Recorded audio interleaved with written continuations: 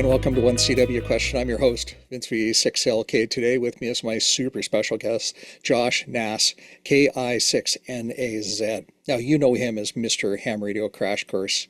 He has a super active YouTube channel, the link is down here, and website, and a really active Discord community where you can find help on all kinds of topics. So I encourage you to explore those links.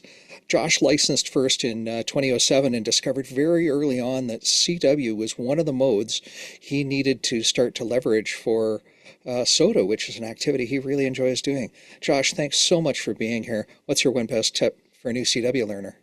Oh, Vince, you're too kind. In fact, he let me sneak onto this show because I'm a super novice CW operator. I'm still kind of getting my feet underneath me.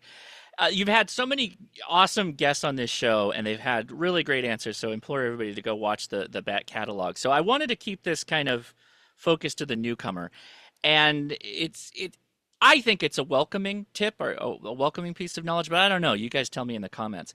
So my tip is there's no shortcuts. There's no smart way to kind of trick your brain into just cramming CW into it. It's work. It's work you got to put in. It's something comforting that you know you can have time somewhere in your day to put down a little CW practice. Now, I will caveat that with saying, there are certain ways that people learn differently, right? So if you're an audible learner, if you can listen to it, if you like education in a classroom, Long Island CW Club exists.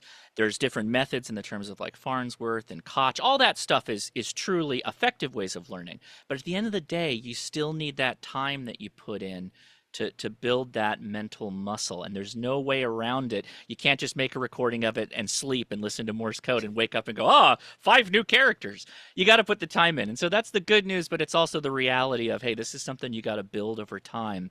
And for me, once I kind of acknowledged that and took that as a tip, it made me feel a little bit better of like, I shouldn't feel bad that I'm not making massive progress. I should just keep at it and keep chiseling away at it, and eventually I'll get there. And I have made progress over the years, and I look back at that and go, good job, good job. So I hope you do the same. Right on. Well, Josh, thanks so much. Great tip. Thanks for being here. 73. Thank you, appreciate that.